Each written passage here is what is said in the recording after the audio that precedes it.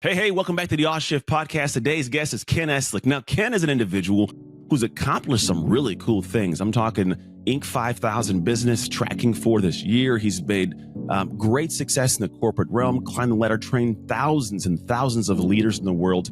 And the cool thing is he's going to tell you a story about how he's not perfect. Now, you might go, well, how does that connect? This guy trains and he can do that because of his crazy journey. And he has been in a position where everything looked great on the outside, but behind the scenes, some things weren't all amazing. And what I love is today he talks about that in a way that you can understand and I can understand. He'll extract some lessons to apply to our life, because sometimes our rock bottom isn't we think it. It's not you're homeless on the side of the road. Sometimes you actually have it all, but you don't quite have it all. And today he shares that in a way that's vulnerable and open. And I think very beneficial to the person who realizes there's more to their life and more to potential than they're living in. So let's do it. Hop into today's episode and unpack it all. See you over there.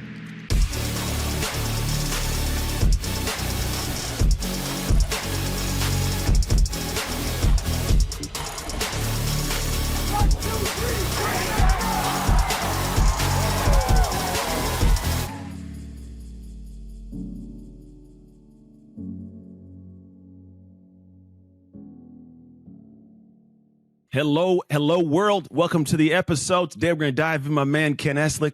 Ken, how you doing, man? I'm doing great. Good to see you, Anthony. You as well. You guys, if you have not known this, now you know. I actually was on his podcast, and I'd love for you to go listen to that. It was a good one. We had a great chat. This guy's a good guy. We're going to dive in more on his side of the story, but if you want to hear more about me, I don't know, because you feel like it, go check it out. But let's hop into today's conversation. I always start with the same question. You can take it wherever you want to go. Then I'll shut up. You can talk much more. But here's the question. I'm walking around town. I happen to sit down at this coffee shop next to this really cool guy. Happens to be you. I don't know you. For some reason, you turn and feel compelled to start talking to me. In your boastful or humble opinion, why should I listen to you? Well, I don't know that you should. I think it would be based on how I approach you, right? And am I being respectful and holding space for you? So I think that's got to be earned a little bit. But I think the reason why people might pay attention to some of the stuff that I'm doing, Anthony, is I've had a lifetime in leadership. Yeah. Started when I was a kid. Developed from there. I mean, went into the military, went into the corporate world, entrepreneurism, and a lot of bumps along the way. You know, one of the things I loved about having you on my podcast, on the Leaders Lab podcast, is the stuff that you're doing with dark work. And that's where I really, no pun intended, I kind of lit up when you started talking about dark work, because I'm like, oh, that's the good stuff. You know, that's the stuff that we've been dodging is where all the magic is, really, you know. And so I guess to come back to your original question, I think maybe the reason people might want to listen to me is that I think I've done a decent amount of that dark work too. Yeah. And I think they can tap into to maybe some things that I learned along the way. Let's do it. Well, those you guys who may not know, which I'd be surprised if you don't know, the dark work's about the work you do in the dark to shine in the light. It's about elevating your identity to be optimized for peak performance, right? So at some point we all enter or are found in the dark, and then we have to figure out what do we do in those windows to emerge later on and succeed. So I'd love for us to unpack, essentially your journey through that. So I know you have a long journey of amazing business success and life success, but everybody who's had some success usually has gone through some dark windows. Do you mind sharing some of your dark times? Yeah, I think it's funny because I think some of the darkest ones come from not like one-time events or one-time incidents where they happen, you package them up and get over it. I think it's more when things start to take your identity in a direction that is contrary to who you really are as a person. Yeah. So I'll give you an example. When I was a kid, I had some family issues, stuff like that, problems with addiction in my family and suicidal mom and all this stuff. And I turned to alcohol, lightly to drugs, but mostly just alcohol. Yeah. And that became kind of my crutch for years and years and years. And as I learned how to manage that, I think a lot of people with addictive behaviors will learn how to manage whatever they want so they can keep it in their lifestyle, right? So I think a lot of times when people say, well, what's your definition of someone with a substance abuse problem, an alcohol problem, whatever that is, mm-hmm. they picture someone who's lost everything, or they picture somebody who, you know, I don't know. My mental image, even when I was doing it, was like, you got to be in a ditch, or you have to lose your job, or your wife and kids leave you, and whatever. But it's not that. It's more like the erosion of who you could have been. You know what I mean? Is the gap really for all of us that we have to be down and on the ground and in a ditch to find some level of getting back to who we're really supposed to be? And I'm framing this in my own context, which is around alcohol addiction, but the addiction could be anything. The addiction could be a food addiction. The addiction could be just bad behavior. The addiction could be anger. The addiction could be anything that's taking you out of your could be brightest golf, light. friendships, fishing. It could be anything you do. I think I get what you're saying for sure. Yeah. And so I think the trouble with people that have found a way to become high functioning in whatever environment they're in with whatever bad behavior they have is there's never a true catalyst to make the change. There's never enough leverage really to make the change. Now you could argue, or I could, in hindsight, there was plenty of leverage. There was plenty of reasons. I just didn't want to see them. But I was never forced to make those decisions. You know what I mean? So it took a lot of time of years really of doing a lot of things in a positive way, having business success, having family success, and at the same time having this other thing that's in the dark, you know, that you're not dealing with. And I think finally life just hit a crossroads where it was time to address it. It was time to look at that stuff in the dark. And that's why I love, you know, the work that you do and the way that you talk about it, because I think it encourages others to do the same. But for me, that dark work was realizing that even though I consider myself a man of integrity, there were many moments and many times and many years that went by where I was oftentimes out of integrity. And I kind of bullshitted myself and the world into making it all look nice and in a package, right? Because I drove a nice car, had a nice house, had a good family, but really behind it, not looking all that great, you know? What was the, because we talk about in this episode, this podcast called the Off Shift Podcast, the Off Shift good and Off Shift bad. What was a catalyst moment to wake you up? Was it just we woke up one day and go, this is enough? Was it something happened? Was it a family thing? Like, because some people are sitting here going like, it's not me, but it actually might be. And they don't know what it looks like. So I'm curious as to what would be that thing that someone could go like, oh, wow, no, that might be me. Well, you know, you and I met years ago at Brandon Bouchard's Influencer, I think is where I met you back in like 2019. Did you speak at that? 2019, 2018? That was it, 2019, like November or some of that. Yeah. Yep. Okay. So I met you then, and I was already sober at that point. But a few years prior to that, and this is kind of how I got involved in met Brandon Bouchard and stuff, was I started getting really involved in Tony Robbins. Now, the reason I got involved with that really was because life wasn't really being served up to me in the way that I thought it should. So I'm like, I'm going to go out and do personal development, see if that works. And it did, but I still wasn't addressing the elephant in the room, right? And I started getting into leadership. I started doing different things. And I remember 2017, I was going to become a leader in Tony Robbins' environment. So go to the course and, you know, be taught what I was going to be taught. Yeah.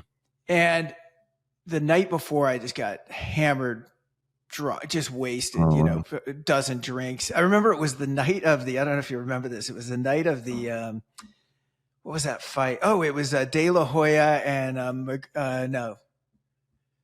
Who did Mayweather? Yes, Pacquiao. No, Mayweather Pacquiao. Oh, that was been a while ago. Yeah. Maybe that was it was. 2019. All right, I'm mixing One it of up. those boxing matches.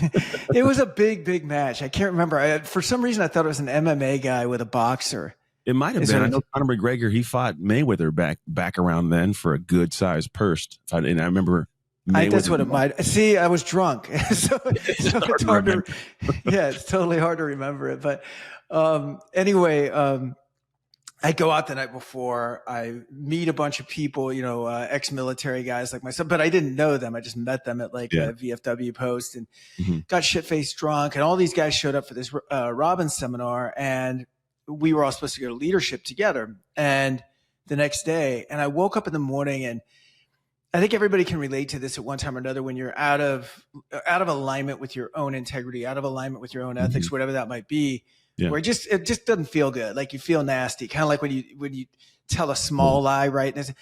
But then there's like degrees of nastiness. And the nastiness I felt that morning was I couldn't take it anymore. Like I was just so out of alignment. I just felt like I was so full of shit, Anthony. I mean, I just did. I felt like, I'm like, here I am, like, you know, my Instagram reel looks good. I'm going to be a leader with Tony Robbins. I'm doing this stuff. People are giving me a thumbs up, and I'm like a drunk, man. I'm like sneaking off during these seminars, you know, to have drinks and stuff. And it just felt so shitty that I was like, this, I can't do this. So I gave myself an ultimatum, and the ultimatum was either address this like a man right now or leave. But like, if you're going to pursue this path of claiming to, you know, be a leader and somebody that's going to help people in the personal development space, like this cannot occupy the same space. So in a nutshell, that was the beginning of getting sober. I called a buddy that was in AA. But that was the moment. It was a very clear moment. And there were 10 other bigger moments, you know, over the years that could have been the catalyst. They just weren't, because I guess I wasn't ready yet. Yeah. That's true. I like you added that part. You might not have been ready yet, because I think there is something to the point of you kind of have to hit that moment where, and it's like, I talk about my story, like my mom passed away, and like I was like, I got to wake my life up, and I still didn't. Even the face of that, it wasn't until I woke up kind of like you one day, New Year's Day, I was like, I hate this guy. For some reason, those intimate self moments are the ones that become the catalyst to grow. But so when you say ready, what does ready mean? Like for you, I guess, like if somebody's listening and going like, am I ready? Like what was the thing that you sat there and go, okay, now it's time for me to go? I think that I just had enough leverage on myself. There was you know, still is kind of a thing that we teach in that Robbins community that you might've heard of before, called the Dickens process. And you can think of Dickens, you know, A Christmas Carol and all that. And you can think about it and you can imagine what it is. And it's sort of like, what if you keep doing this thing that you're doing? What does that look like? Right. And more importantly, and I know this played a part for you too in getting real with yourself, is what does that look like for your kids? What does that look like for your family? And you can kind of leverage that on yourself. And I was filled with so much fear during that time. I never would have called it fear. I would have called it, you know, stress or overwhelm or whatever. But it was just fear. I was scared shitless, man. I didn't know where I was going. I didn't know who I was. I could never live in abundance in a mindset like that. You know what I mean? And so I'm trying to give you like a clear answer, but it's hard to, because it wasn't one thing. It was a combination of things. But when it became clear, it's like it was crystal clear. It was like I think it was sort of like my bad behaviors from my mind woke up my soul, and my soul just went like, no, like it's my turn now. Like, and it really was sort of guided in a way. It was sort of like, no, I'm boss. Yeah, we're not doing this anymore. And I don't want to act like recovery was that easy either, because it wasn't. But the decision, that was easy. The process, sometimes not as easy, you know? Yeah, I get it. That's the dark work, right? Sometimes it's totally. I think sometimes realizing that either you got to enter the dark or you're in the dark, and that's the catalyst to doing the dark work, right? So I get the feeling. I know what you mean. It's all of a sudden you're like, this is enough, and you move. Yeah. What was the first thing you went towards to start solving this? Because some people wake up and go, it's enough. And I find they start something for a day, 2 days, 3 days, but they never really immerse themselves. In fact, they go back. You know, they can't find a way to climb out of the hole. What was the thing that you went towards? Was it a straight shot out of the hole? Was it something where it was an up and down journey? What was the journey for you to get to the point of where you're at now? So I think what's interesting, especially when let's say you're doing some things that are really, really right. And again, if someone's like, well, I don't struggle from addiction, I don't know if this is anything. Let's just say you're not being consistent with yourself, right? With where you want to go. It doesn't mean that everything you do isn't consistent. It means there are certain things you do that aren't consistent, right? So I guess in my world, it was almost like I was doing a lot of really good things. And the more good things I did, the worse I felt about my bad behavior, if that makes sense. I was in conflict. Yeah, it makes sense. I was in conflict. I was like two different people, really. and it was almost like, well, which direction are you going to go in? So to get back to your question, I'd say whenever someone removes something, let's say someone eats too much because of emotional baggage or whatever, or they do it for love and connection, or they do it for whatever. If you're going to get rid of that, you've got to replace it with something else, right? It's almost like if a smoker starts smoking, it's like, what's the new activity? What's the new way? If smoking allowed someone to decompress and relax and breathe and put their feet up, then they better get into meditation or something, right? Or like you're saying, they're just going to go back to the old behavior. Yeah, yeah. For me, I was lucky in that enough of the new behaviors were there that I had a decent structure already to lean in. I had a great family. I was pretty fit, especially for a guy that drank the way I did. Like I had a bunch of things kind of already lined up. What I underestimated, this one you might think is funny, and we can stay here for a minute, but I thought that when I made the decision, I really thought this, like truly thought this. It seems so ignorant now, but in my head, I was like, okay, God, universe, like whatever, whoever hands out all the blessings. Like I've done this really cool thing now, so enrich my life. You know what I mean? Like immediate gratification. Yeah, it was sort of like I made the decision. I hadn't done any work yet, but like I made the decision. So now all the stuff that the universe has been holding back, I expected that to be like delivered.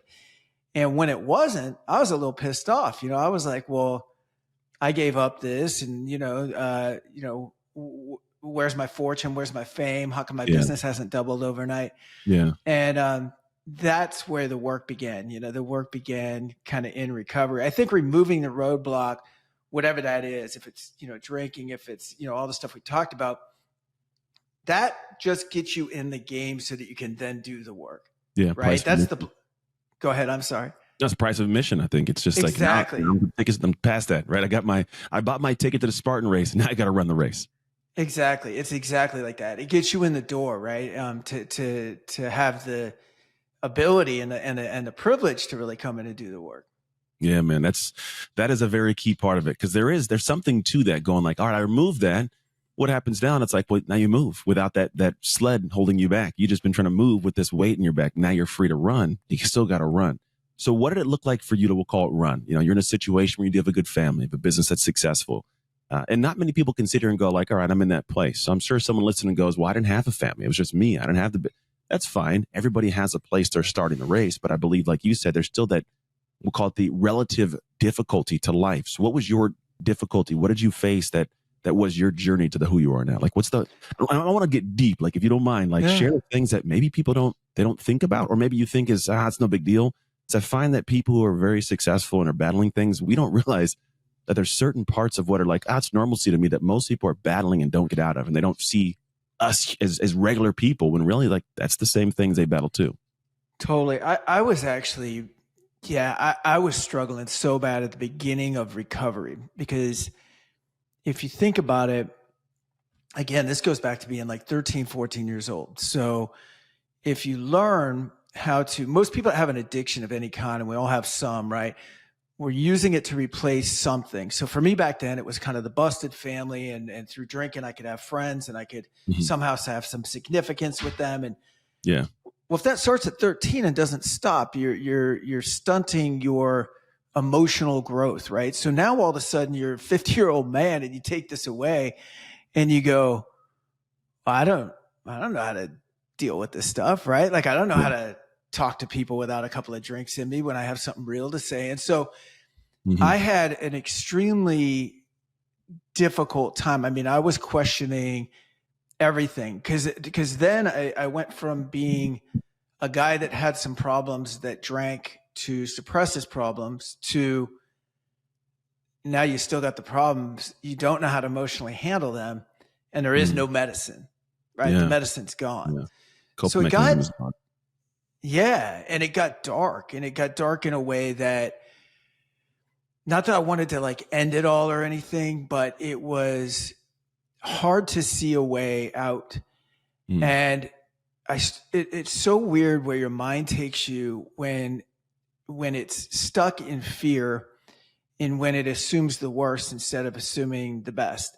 Yeah. And I remember, I'll give you a specific that I haven't shared, certainly on a podcast, because even when I look back on it, it's just so weird where my mind took me. But so business was doing okay, not great. People looked at it and probably thought it was fine because we looked fine. Mm-hmm. But I was always worried about money at that time, always worried about money again, and always assuming the worst. And I remember I don't know if I got behind on my taxes or if I just didn't file them that year and hadn't paid them yet. It wasn't a big deal. Again, in hindsight, not a big deal. It wasn't like multi-years. It was like 1 year. Yeah. And I remember getting so worked up in my head, I just made up a story around, I'm going to get audited because I'm late and I don't have the money to pay it. And then that means this and this, and you just go on this sequence. Yeah. And I got a letter from the IRS. I'm not joking on the timing of this. I got a letter from the IRS on like Christmas Eve. Oh, wow. And this is, around that same time. I mean, I had just gotten sober, like 2017. And I'm like, oh my God, this, your brain's just looking for evidence of what it thinks is real. So I'm like, this is the audit letter. I'm sunk. I'm screwed, and I open it up and read it. And it's, I overpaid my taxes the year before by like $181. It was just something so stupid. But I remember I was freaked out. I thought I was going to go bankrupt. I thought I was going to, everything in my mind, because of where I let it go and because I wasn't coming from a place of abundance, was always focused on, what if you lose it all? What if you don't have this? What if you don't have your family? You can't go back to drinking. That's gone, and so it really wasn't until I did the active work that I needed to do that started turning around. I met a guy named Tommy Rosen who wrote a really cool book called Recovery 2.0. And it's good whether you're in recovery or not. It's just like honestly, a great self-development book. Yeah. But what he talked about was coming from and being connected to consciousness, meaning is the action that I'm going to take right now good for me? Is it good for the people around me? Is that thing I'm about to say right now, like, am I just responding to you because you said something that pissed me off, or am I actually being thoughtful and aligned to what I'm doing? And it was just like through this act of being, connected to consciousness. You hear other people in self-development call it, the power of the pause, or I've heard it called like a million different things, but it actually comes from like the AA original thing of like, you have to be connected to God and that all things and I'm not like that religious of a guy. So consciousness works for me, but that theory of slowing down, asking yourself if what you're doing is aligned with who you really are and where you're going is like a game changer. Question. Dude, So obviously my work's an identity. As I'm listening to this, I didn't want to stop you from the flow because it was a great flow. And my head starts going to, this is like, I call it a textbook for my work, which is when somebody is trying to create a new identity, which what you're trying to do essentially, you call it consciousness. I want to align with that future person, all in the same vein, just different vernacular. But the reality is the brain starts looking for proof of, is that who I am? And if I don't find the proof of who I am, my brain finds proof for me not to keep moving. Or in fact, your brain was trying to find proof to go like, see, I'm still this person without us consciously knowing it. It's just like, so when you're freaking out, you're doing this stuff, it's because your body is like normalizing, realizing, wait. I'm not this person. I'm trying to become this person. What proof do I have that I'm that person? I don't have any. So I must be this person. Here's the proof of that. And so your brain spins up. And that's the hardest space when it comes to building that new identity, because you're trying to become the person who feels like this new individual, but there isn't definitive proof just yet. And all you have proof of is who you used to be. Totally. And God, yeah, you said a lot there, that our brains just want to reinforce what it knows or what it thinks to be true. And it could be, our brains will make it up. And that's why, like, when I saw the letter from the IRS, my brain was like, I knew it. Yep. See, and my brain was almost like having a celebration for being right, even though I was scared shitless. You know what I mean? Because the brain's like, told you. Crazy. Because the brain's like, I was looking out for you. I told you that letter was coming, and I open it up and I'm like, it's nothing, right? It's a clerical error. But we'll constantly do this, but we'll also do it to the positive, right? So building that muscle, I think, becomes something of, if we're pausing enough to keep aligning with that future vision, Mhm. to pack in moments of gratitude, moments of clarity, then you can start combating the old identity and start replacing with a new one. It's like, Yeah. scratching a record that's been, where those grooves have been, entrenched over years and years and years. You have to scratch it Changing it. up every now and then. Yeah, you have to. And it does. You know what it turns into is out of character actions, which Yes. it's saying, hey, this is not within my normal character or what my character has been in the most recent times, but I sort of take this action. And that's the Right. thing that becomes hard for most of us because we don't want to be out of alignment. So it's crazy because we don't want to be out of alignment. We need to be out of alignment in a positive direction to get there.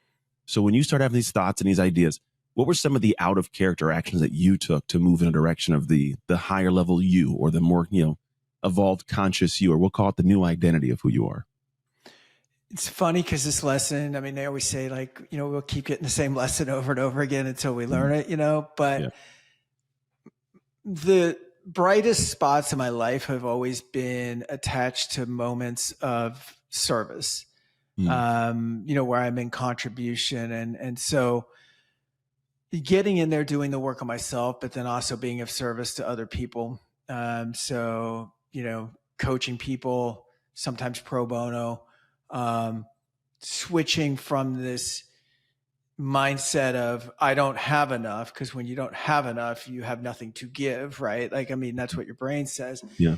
Into I think one of the quickest ways you can switch from feeling poor to a feeling of abundance is to recognize that you have something to give to someone else.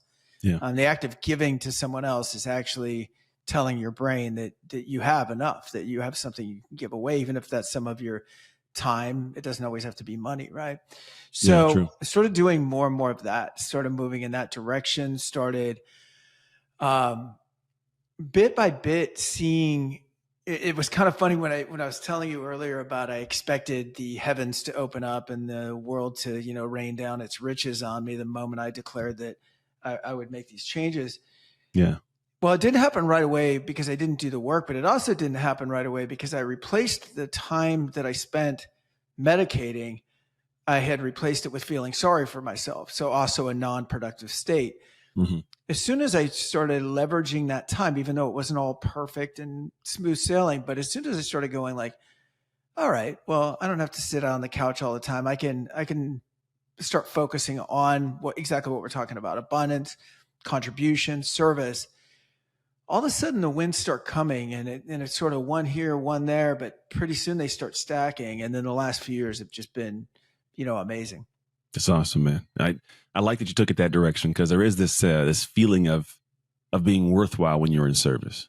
Now, it doesn't mean it's the solution all. You still have to work on yourself and do things because eventually you can get to a place of being, we'll call it so full. There's more to pour out. Your cup overfloweth, we'll call it. And I love that you kind of went to that thing because some people go, I got to build more, create more. And then I think you tuck into a funky place. But there's also something that happens when at least for me, when I get into that space of like, I want to serve. Like, I find myself in the same place when I'm thinking of this new brand, where the dark work brand. I go, how do I make it make revenue to where it justifies what I've put into it already? And I go, I just got to serve people with it. Like seriously, part of my daily thing is how can I do something amazing purely from service for someone with the methodologies or concepts what I have, whether it's a social post, a reel, or coach, like you said, coaching some people. But I find that my heart goes there, the rest unfolds, man. It's like when you give value to the world then gives you the value you want back, whether it's monetary, time, love, appreciation. And so giving of whatever it is, I usually does kind of flow back to you. If you don't mind, like what's life like now?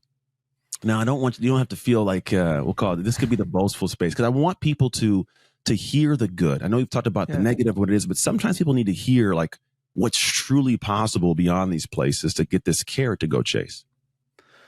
Well, one of the things that I think came from making that shift and then starting to see the wins is when you're in a state of lack.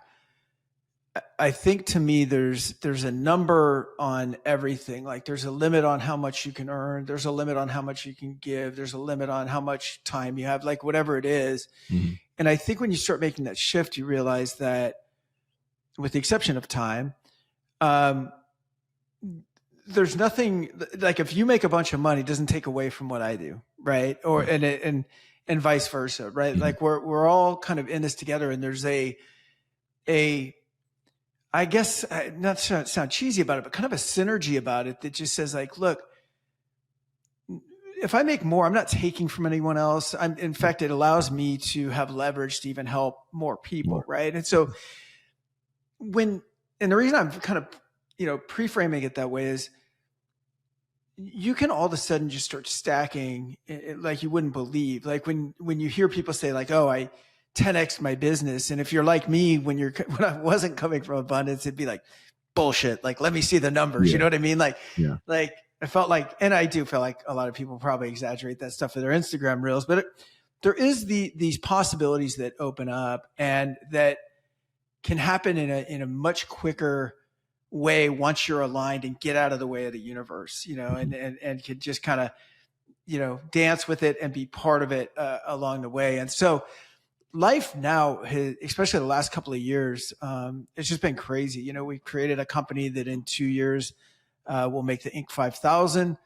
I own a talent acquisition company, so placing leaders into bigger jobs, and that's our main business that this podcast supports, that the Leaders Lab supports. But we're approaching 1,000 executives that we put in bigger jobs, all the way up to the C-suites. Family's amazing. We moved to New York 3 years ago. We just built or remodeled a house, I should say, in about 30 miles outside of New York City. Had the whole family over this weekend. I mean, it's really good, man. There's not, I'm always like looking to improve somewhere. So I would say my fitness game could be a little stronger right now, but it's all good. It's all I'm good. in the same boat, man. It's okay. we were traveling this last week, and I just like yesterday had like 3 donuts and like a diet soda and 2 bags of chip on the way back home. And I got here, I'm like, I'm not eating tomorrow. I got this morning, I got my lift in, I was running, I'm drinking water. I'm like, I just got to get that out of my body. Like, and I'm actually don't even feel like I get it, but I know what you mean. There's always little parts we can still improve for sure. Sure. Yeah. But it's been good. Life's good. I've been married for 36 years now. And, got grandkids I was telling you before the show started, and grown kids, and we're all within like 2 hours of each other in New York. I like it, man. That's beautiful. So as we look at the kind of, we'll call it the summarization of the past, I always like to look at it like this. The whole concept of the identity stuff and the dark work stuff is have what's called, I call it dominator's identity. Doesn't mean it's like you're overpowering the world. Like you said, you doing good doesn't mean somebody else doing bad. It just means that I get to dominate, which is to be in control of and or govern, right? I can dominate my opposition and competition. I can also dominate my stretch routine, my morning meditation, right? I'm in control. I am governing it. But there's a different sense of you who shows up to difficult, I call defining moments when you've done this dark work. Do you find that now, having gone through that, being in integrity with who you see yourself to be, how do you feel when you enter those difficult moments? Is it more empowered, more prideful, more powerful? Do you still sometimes have an inkling of the old guy floating around, or how does your mind in real time operate? I think there can always be, at least for me, a bit of the old guy there. I think the difference is it's not running the show, right? So, give you an example. I've got a big client that we're working on this massive agreement with, really big agreement, kind of game changing thing that we thought was done, and then it took a while, and now it's taking a while, And then my mind starts going, well, it's just off the table now, right? Like that's the old me, right? Oh, it's just, I mean, there's no evidence of that, right? It's just, it got quiet. The new me is like, wait a minute, because I'm usually wrong when I think like that. So the new me is just quicker to kind of catch that and go, what does this really mean? What else could this mean? I think that's always a really good question to ask. Like, what else could this mean?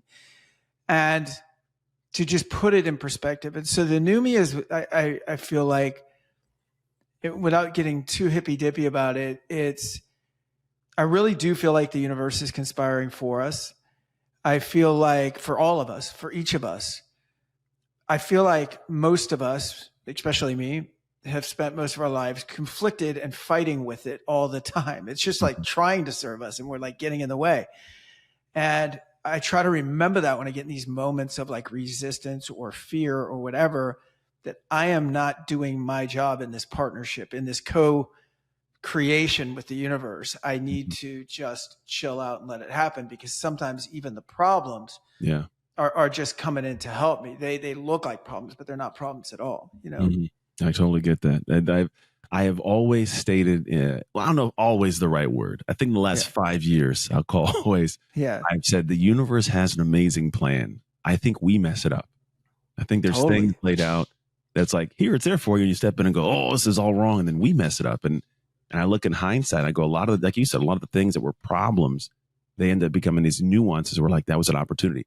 In fact, as you're talking, 2 weeks ago, about 2 weeks ago, I was actually out in DC doing some consulting for Amazon. And it's a room of 25 amazing people, and I'm doing my thing. And I found that I kind of got off track and let them kind of guide where they wanted to for a while, because I think they needed to have that conversation, but it came out of the box of what I do. And then I kind of had to draw them back in a small amount of time, put some information in. And on top of that, I asked the guy who brought me out, like, hey, should I bring this tool? And I brought this tool because he said, yeah, but that tool, I could tell at the end it was too much. It over inundated them. In fact, the thing I wanted to get done, they lost focus and went to this thing because it was a new, so that at the end, people were like, it just feels like a lot. And I go, that's a problem. If it feels like a lot and you're vocalizing that, you're not going to do what I need you to do. And so I left that space, and now every person there has been told there's budget to bring me back in, but I haven't got the calls yet. And so I'm not pressing it yet. In my head, I go, I just messed it up. They don't want to work with me. And as you're stating that, it's funny because today I had a conversation in my head and go, I just got to enter back into the conversation, clear the space, clear the air. I'm going to film a video and have a conversation of like, hey, just, this is what it looks like to work with your team. I know this one piece was too much. We won't put that in. It's like walk them through, and I'm going to give that their team to send out to all these people. But in my head, for the last couple of days, I've been thinking like, gosh, did I mess it up? Am I right? And I'm a guy that operates at a high. I'm working with Amazon. I'm not like this guy off the street. But that's a natural thing for humans. I'm saying this so you guys all get a chance to realize none of us are bulletproof, myself included. I still wake up with those same conversations, and I have to work and take action beyond them as well. Yeah, I think what you've done so well, this is what I loved about having you on my podcast, and I think we were talking about it right before we went live today, is that I think a lot of people talk about vulnerability, but a lot of people aren't specific about their own stories. I love the story that you told on our podcast, just how you got where you are right now. And there's such value in that, because I think it gives other guys a green light, especially if they see an alpha male, prior NFL player that's going to get very real about what's happening, what's happened in the past, what's happening now.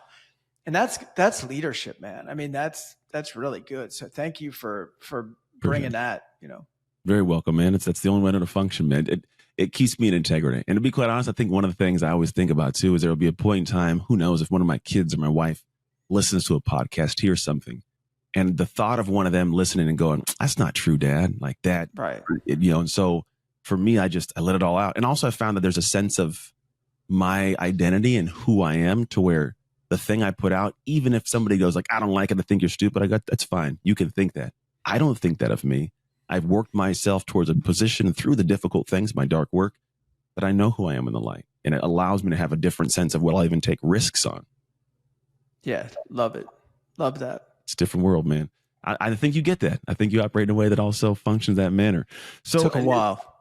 Right. But I think it always does. And I also tell people you shouldn't be telling individuals how to run the race until you've crossed some finish lines. So I think when you've crossed finish lines like yourself, it's better to go back and tell people how to do it, not in the middle of it. So I like the idea you talked about. Like I was telling where I was leadership guy, I'm drunk and I'm doing this, right? Because then what happens is now I go, oh, this guy's run the race. Oh, he's crossed some finish lines. There's a reason I should listen to this human, not just because of what's on social media and Instagram. Because yes, that stuff I can film whatever angle I want and change it up, right? But when you come forth and go, look, I wasn't perfect then. Someone go, oh, that's a real human. And I think you're in a better position to serve people, which is awesome. Totally. I mean, I think it humanizes all of us when we're just honest with each other, right? I mean, because when we're not talking about stuff like that, it feels isolating when you're in that moment. You probably felt very alone at your lowest moment. I felt very alone in my lowest moment. I felt very alone when I'm grabbing that letter and I'm like, how did life get here? I used to run over 1,000 people in corporate America making, tons of money. And now I'm worried about the IRS sending me a stupid letter on Christmas Eve. This is ridiculous. You know what I mean? But it feels very alone. But I mean, I think when there's more people out there just going, look, man, just talk about it, deal with it. And I think that for people like yourself, for people that I respect that are doing really well, it's not that they are void of these feelings, right? It's not that they're void of their minds taking over. I think what the difference is, they've developed a toolkit and the skill set to say, well, I don't need to live there. My mind can go there. My mind can question the Amazon deal without really having evidence of it going bad yet. I'll allow it to go there. It's going to go there. I don't really have to allow it, but I'm not going to live there, right? I know enough to go, hey, wait a minute. I'm running the show. I'm putting on the brakes. I know this isn't really what's happening, you know? Exactly. That's 100% what it is. I think it turns into that as like, it exists, but now I know how to function in a better way when I address that. It's not the action, like disappear, tuck away, and like not have to face the music. You just face it. Sometimes if you find it was a different song altogether, you're like, oh, it wasn't what I thought it was, right? Because they're also dealing with things there. And in my head, like it could be a multitude of things that they have been given or on their plate because they're in a busy time too. I could be making this whole story up and it'd be like, oh, wait, thanks for the reminder. I forgot about it. I just didn't reach out because we had a lot going on. That likely could be the case, but I can make a story and disappear. So I love this, man. I hope people get what we're saying and actually take action towards it. Because a lot of what we're saying is it lives in everybody's experience of life in somewhere, right? In some place. And so if you just go back to yourself and go, oh, I've probably done this in some manner before, just do it again, usually is what it is. Just go do it again. Totally. Yeah, man. No, I enjoyed being here. Thank you so much. Oh, man, it's a blast. I have two final questions. First question is, where can I send people to get more of Ken Eslick? Yeah, just find me online. LinkedIn is probably the best place to send me messages just because that's where our business lives. We do leadership recruiting and it's very kind of specific. So you don't got to necessarily chase me down for that. But if you're somebody looking for a CEO or a CFO, we might be able to help you. But that's it. And then the Leaders Lab podcast, where you can find it on Spotify and Apple and all those places. I like it. I like it. Solid podcast. I had a blast on there. Guys, go check out. Final question. What promise did God make to the world or the creator make to the world when they created you?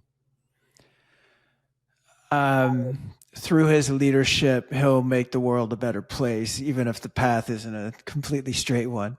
That's a good one. That's clean, precise, man. It's almost like you knew the question was coming, but I guess you didn't. Yeah, some people like watch the episodes and go, that's precise, man. I like that. I like when the answers are tied to a sense of like how we serve the world. Because I think really that's what we're all doing. If I give of some manner from what I've gained, then I get more gain. So I love that answer, man. Solid. That's it. Thank you for hanging out. Thank you guys who are tuned in for spending time with us. You could have been anywhere on the internet and you chose to come be here with us.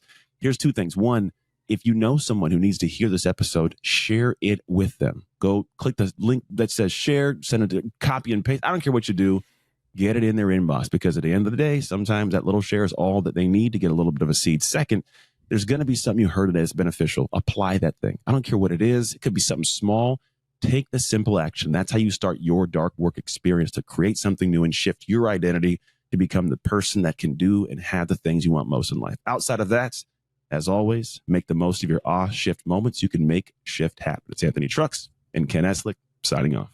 Hey, thank you for tuning into the Shift podcast. I pray that we gave something amazing to your life. And if you found this episode served you in some way, I would love if you could share it with people you know, people you love, as well as your community, because you never know who needs that simple little seed that can grow into something amazing for their life. And the actual training doesn't stop here. If you want your free copy of the show notes sent to you after every episode so you can get the major points consolidated down, simply go to textanthony.com and message the word notes. Till next time, make shift happen.